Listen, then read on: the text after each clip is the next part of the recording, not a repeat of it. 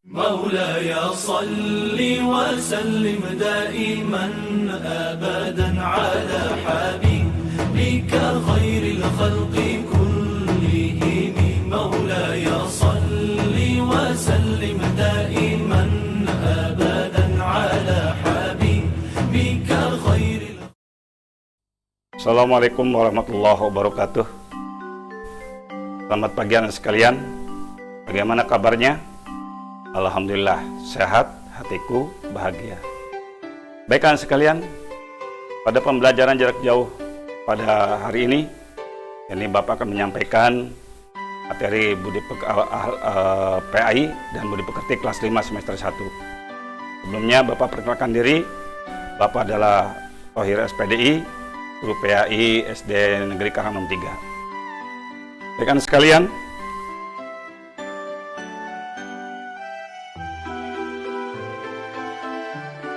pada pelajaran pagi hari ini adalah Rasulullah idolaku, dan kita pelajari adalah bagaimana kisah keteladanan Nabi Sulaiman. Baik anak sekalian, sebelum kita belajar, perhatikan protokol kesehatan. Sekali lagi, jaga jarak, cuci tangan, pakai masker, dan lain sebagainya. Kemudian, mari kita siapkan perlengkapan pembelajaran yang harus kita siapkan, baik itu dari alat tulis, buku tulis, dan lain sebagainya. Baik anak sekalian, sebelum kita belajar, mari kita baca doa sebelum belajar. Bismillahirrahmanirrahim. Alhamdulillahirabbil alamin. Asyhadu an la ilaha illallah wa asyhadu anna Muhammadar Rasulullah. Allahumma shalli ala sayyidina Muhammad wa ala ali sayyidina Muhammad. Raditu billahi rabba wa bil islami dina wa bi Muhammadin nabiyya wa rasula. Rabbi zidni ilma warzuqni fahma. Baik, anak sekalian, setelah kita baca doa, mari kita baca Al-Quran surat Al-Fil. Kita sama-sama ya. A'udzu billahi minasyaitonir rajim. Bismillahirrahmanirrahim. Alam tara kaifa fa'ala rabbuka bi ashabil fil. Alam yaj'al kaidahum fi tadlil. Wa arsala 'alaihim tayran ababil. Tarmihim bihijaratin min sijil. Waj'alahum ka'asfim ma'kul. Shadaqallahul azim. Shadaqallahul azim. Maha benar Allah dengan segala keunggulannya. Terima kasih kepada anak sekalian, khususnya anak kelas 5 yang telah membacakan ayat suci Al-Quran dan telah membaca doa. Semoga kita semua yang membaca Al-Quran dapat hidayah dari Allah Subhanahu wa taala. Dan jangan lupa kita doakan untuk orang tua kita, guru kita, saudara kita, sahabat kita, saudara kita yang sedang sakit. Semoga sakitnya disembuhkan oleh Allah Subhanahu wa taala. Dan yang sedang ada halangan-halangannya diangkat oleh Allah Subhanahu wa taala, dan yang sudah meninggalkan kita semuanya adalah semoga Allah mengampuni dosa-dosanya, dan yang masih berada di muka bumi ini semoga diberikan keberkahan dalam hidupnya. Amin ya rabbal alamin. Anak-anak sekalian, bagaimana kisah keteladanan dari Nabi Sulaiman alaihissalam?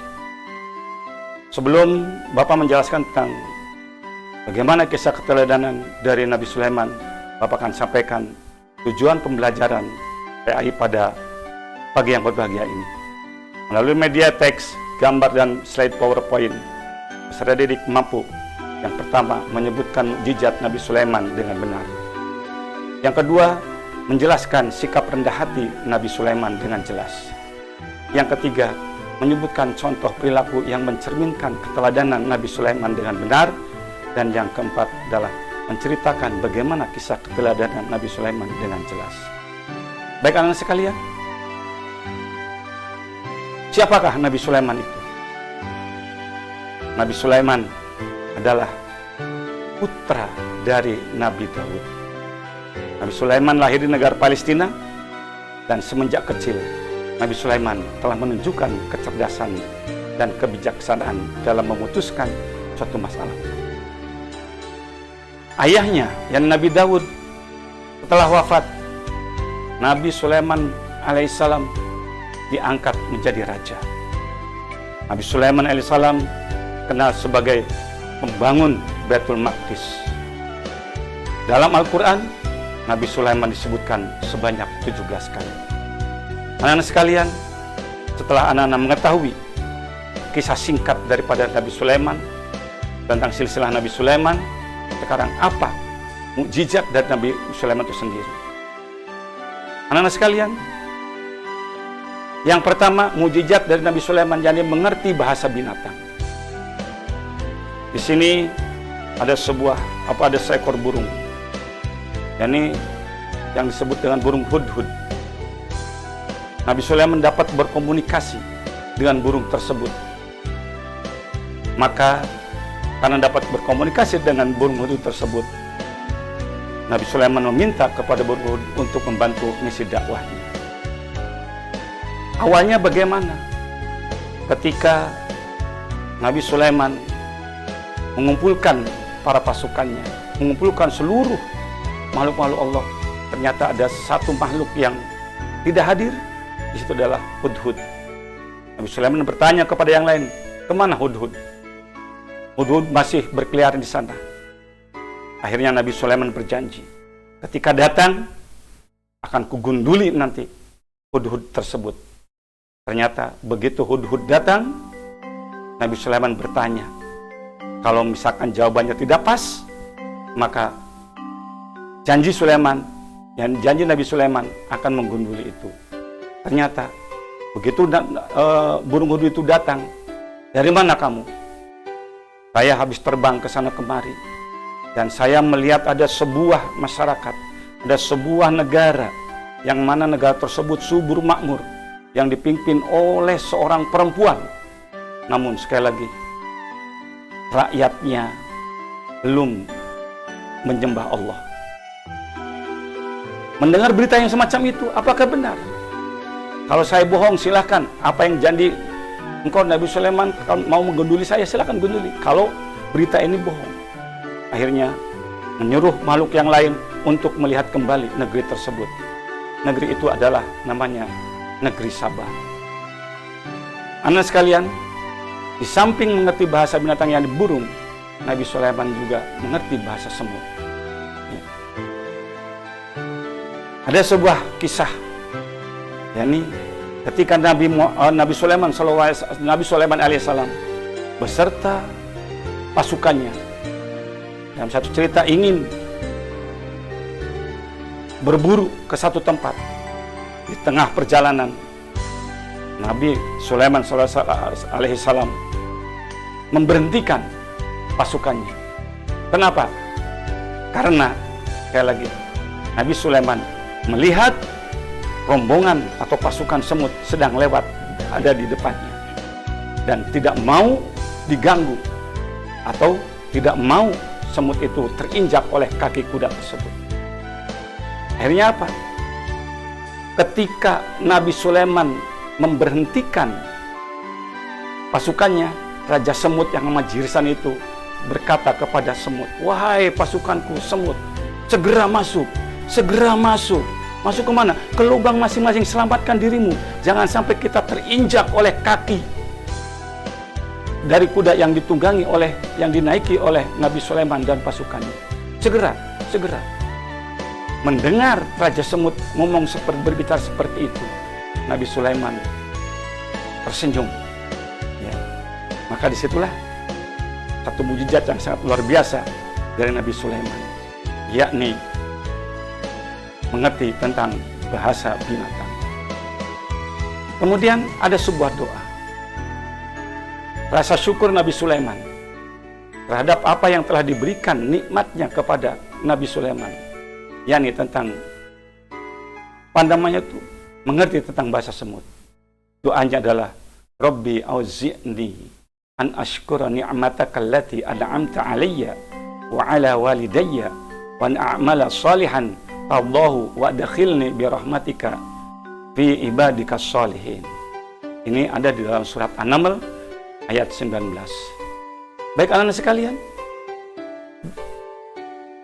di samping Nabi Sulaiman mengerti tentang bahasa binatang, juga Nabi Sulaiman sebagai mukjizat yang selanjutnya adalah dapat mengendalikan angin. Angin yang begitu kencangnya itu bisa dikendalikan oleh Nabi Sulaiman. Ini ada dalam surat Al-Anbiya ayat 81. Baik anak sekalian, silakan anak-anak baca, lihat surat Al-Anbiya ayat 81. Setelah Nabi Sulaiman mengerti tentang bahasa binatang, kemudian mengendalikan angin atau udara, juga dapat menaklukkan jin dan setan. Ini subhanallah, suatu keajaiban yang sangat luar biasa yang diberikan Allah kepada Nabi Sulaiman, yakni mampu menaklukkan jin dan setan. Setan-setan yang kafir sehingga ia mampu mengikat mereka untuk mencegah kejahatannya, dan jin-jin yang dia taklukkan untuk bisa mencari yang ada dalam lautan, mutiara-mutiara untuk sebagai penghias kerajaannya. Baik anak sekalian, apa yang harus kita teladani dari Nabi Sulaiman setelah kita mengetahui kisahnya, kemudian mujizatnya, dan apa yang patut kita teladani? Yang pertama, Nabi Sulaiman sebagai seorang raja yang adil dan bijaksana. Apa itu adil? Adalah menempatkan sesuatu perkara pada tempatnya. Apa itu bijaksana? Yakni segala keputusannya adalah sesuai dengan hukum yang ada. Kemudian yang selanjutnya, sikap atau keteladanan yang harus kita ikuti dari Nabi Sulaiman adalah rendah hati. Apa itu rendah hati? Nabi Sulaiman tidak sombong. Tidak sombong. Dia selalu berdialog, selalu berbicara dengan rakyat kecil. Karena dia sangat senang berkomunikasi dengan rakyatnya. Walaupun bukan rakyatnya itu bukan hanya sekedar manusia. Walaupun Nabi Sulaiman pernah berdialog dengan beberapa ekor semut. Subhanallah. Ini sekali lagi, mari kita teladani. Teladan dari Nabi Sulaiman adalah rendah hati. Jangan sekali-kali kita ini memiliki sifat yang sombong. Kemudian pandai bersyukur. Dengan pandainya kita bersyukur, mari perbanyak sedekah, perbanyak beribadah. Jangan malas untuk bekerja. Dan ini sebagai satu bukti kalau kita lihat bagaimana kalau kita pandai bersyukur. Bagaimana caranya bersyukur? Allah menjelaskan dalam surat Al-Kautsar, yakni ayat 1 sampai dengan ayat 3. Anak-anak sekalian, sebagai kesimpulan dari pelajaran pada pagi hari ini, yang pertama, ketika kita akan memutuskan suatu perkara yang berhubungan dengan orang lain, maka harus bersikap adil dan bijaksana. Kedua, walaupun kita mempunyai kedudukan dan jabatan yang tinggi, kekayaan yang melimpah, tetap kita harus bersikap rendah hati terhadap sesama makhluk. Yang ketiga, apapun keadaan kita, tetap kita harus bersyukur kepada Allah Subhanahu wa Ta'ala.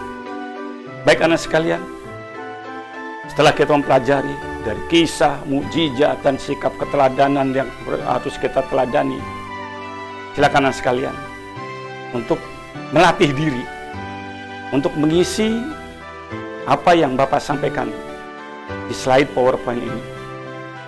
Silakan jawab, berlatih. Ada 5 soal yang harus anak-anak lakukan, yang harus anak-anak isi. Nanti setelah diisi, silakan laporkan atau serahkan hasil kerjaan anak-anak kepada guru kalian masing-masing.